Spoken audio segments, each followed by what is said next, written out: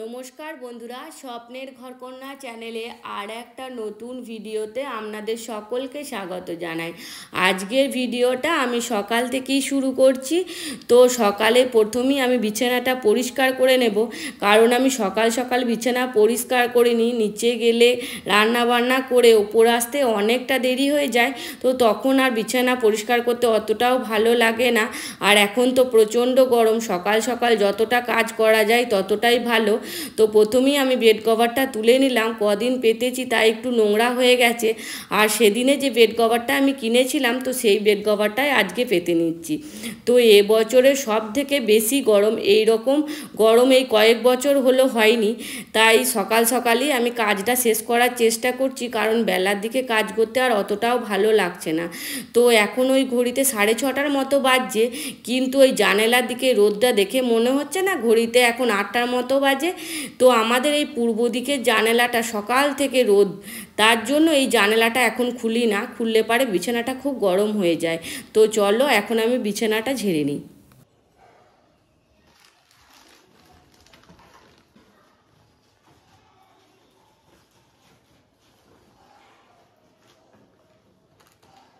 এই বেড কভারটাই তো সেদিন নিয়ে এসেছিলাম, আর পেতে কেমন লাগছে অবশ্যই কমেন্টে জানাবেন। তো এখন আমি নিচে যাব রান্না করার জন্য। তো চলো তোমরা ভিডিওটা দেখতে থাকো। আমি নিচেতে এসি রান্নাঘরে চলে এসেছি রান্না করার জন্য। আর এই গরমের দিনে ভাবলাম যে মাছের একটু পাতলা করে ঝোল বানানো যাক, তাই আজকে আম দিয়ে মাছের ঝোল বানাবো। তো চলো তোমরা পুরো ভিডিওটা দেখতে থাকো। আম দিয়ে মাছের ঝোল বানানোর জন্য আমি সবজিগুলো এখন কেটে নেব। এই যে আমি মাছের ঝোলে আলু দেবো, তাই আলুগুলো আমি এরকম করে কেটে নিয়েছি, আর আমগুলোও আমি কেটে নিয়েছি এরকম লম্বা করে। এরপর মাছে আমি একটু লবণ দিয়ে দিলাম আর একটু হলুদ দিয়ে দিলাম। এরপর ভালো করে আমি লবণ হলুদটা মাখিয়ে নেব। রান্নাটা করে নেব, তার জন্য কড়াইয়ে এখন তেল দিয়ে দিচ্ছি।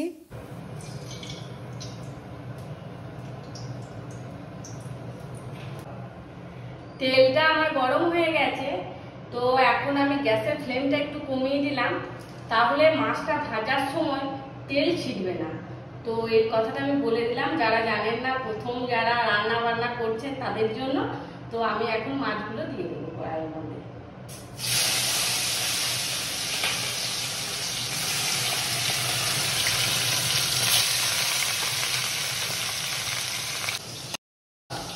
এরপর গ্যাসের ফ্লেমটা আমি বাড়িয়ে দেবো, না হলে মাছগুলো আবার ভেঙে যাবে।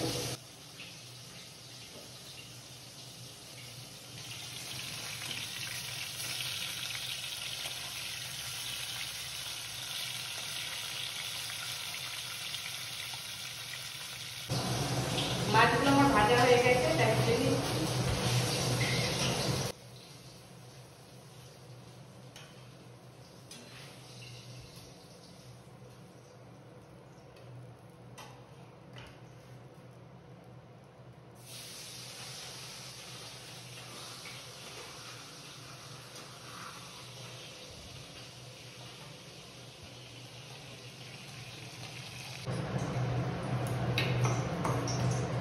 ওই মাছ ভাজা তেলের মধ্যেই আমি আমগুলো একটু ভেজে নেব।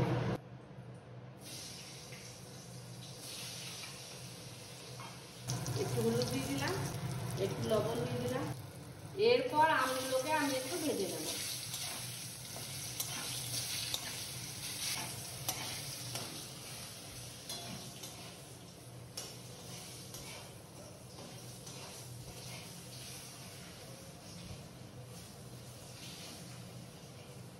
আমগুলো আমার ভাজা হয়ে গেছে, এরপর আমি তুলে নেব।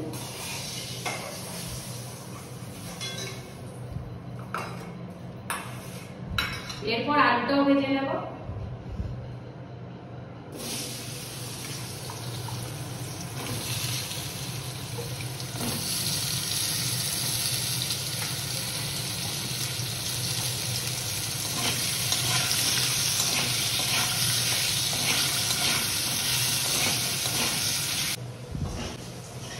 আলুগুলো আমার ভাজা হয়ে গেছে, এরপর আমি আলুগুলো তুলে নেব।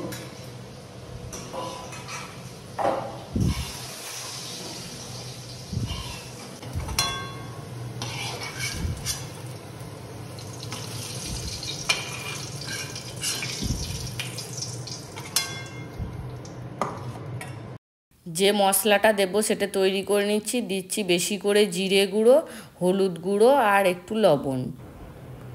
এরপর ওই মাছ ভাজা তেলের মধ্যেই আমি একটা শুকনো লঙ্কা দিয়ে দিলাম, দিয়ে দিচ্ছি 5 ফোড়ন। আমার তেলটা গরম হয়ে গেছে, এরপর আমি যে মশলাটা তৈরি করেছিলাম সেটাই দিয়ে দেব। এই মাছের ঝোলে আমি পেঁয়াজ আদা রসুন কিছুই ব্যবহার করব না। এখানে আছে জিরে গুঁড়ো, হলুদ গুঁড়ো আর একটু লঙ্কার গুঁড়ো, আর সামান্য একটু লবণও দিয়েছি।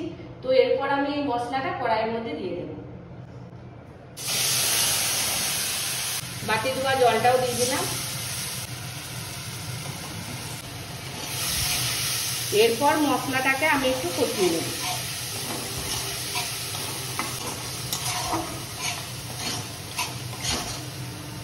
শুধুই জিরে গুঁড়ো দিয়ে রান্নাটা, তার জন্য বেশি কষানোর দরকার নেই। এই যে আমার হালকা একটু কষানো হয়ে গেছে, এরপর আমি ভেজে রাখা আলুটাও দিয়ে দেব।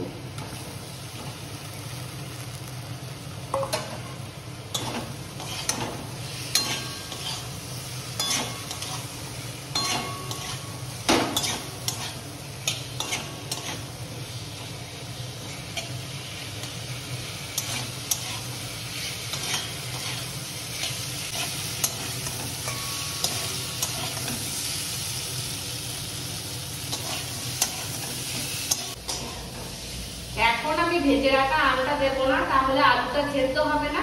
আলুটা সেদ্ধ হয়ে যাওয়ার পর আমি ভেজে রাখা আমটা ঝোলের মধ্যে দেব। আমার এই যে আলুটা কষানো হয়ে গেছে মশলার সাথে, এরপর আমি পরিমাণ মতো জল দিয়ে দেব।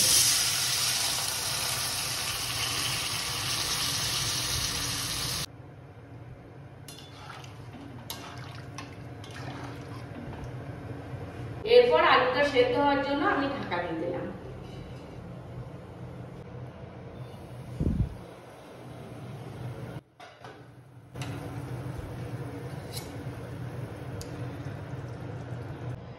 আলুটা আমার প্রায় সেদ্ধ হয়ে গেছে, এরপর আমি ভেজে রাখা আমটা দিয়ে দেব।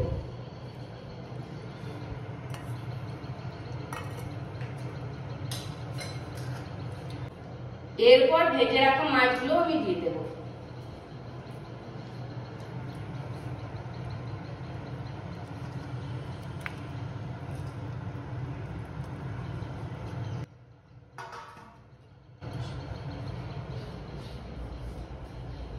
আবারও কিছুক্ষণ আমি ঢাকা দিয়ে রেখে দেব। এখন আমি ঢাকনাটা খুলে পরিমাণ মতো একটু লবণ দিয়ে দেব। তো মশলা কষানোর সময় আমি একটু লবণ দিয়েছিলাম, তো সেই কথাটা মাথায় রেখে আমি আর একটু লবণ দিলাম, কারণ এই মাছের ঝোলে আম দিয়েছি, তার জন্য একটু লবণ বেশি লাগবে। তো এখন আমি আবার ঢাকা দিয়ে দিলাম।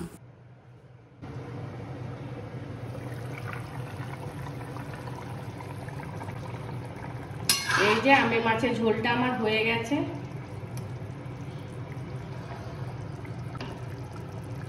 এই যে আলুটাও সেদ্ধ হয়ে গেছে।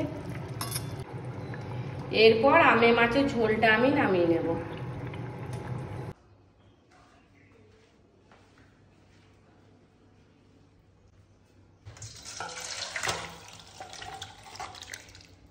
এই গরমে তো সবারই শরীর খারাপ করছে, তো আজকে আমারও শরীরটা একটু খারাপ করছিল, তাই কিংসুকের বাবা আমার জন্য ওষুধ আর গ্লুকন্ডি নিয়ে এসছে। তো সেগুলোকে এখন আমি খেয়ে নেব, আর আমি এরপর স্নানটা করে নেব। তো চলো, দেখা হচ্ছে আবার কিছুক্ষণ পর। স্নান করে চলে এসেছি, এরপর দুপুরে খাবারটা খেয়ে নেব। আর আজকের মতো ভিডিওটা আমি এখানেই শেষ করছি। আমার এই ভিডিওটা যদি ভালো লাগে তাহলে অবশ্যই চ্যানেলটা সাবস্ক্রাইব করে দেবেন। দেখা হবে খুব শীঘ্রই নতুন একটা ভিডিওতে। ততক্ষণ আপনারা সুস্থ থাকবেন, ভালো থাকবেন। টাটা।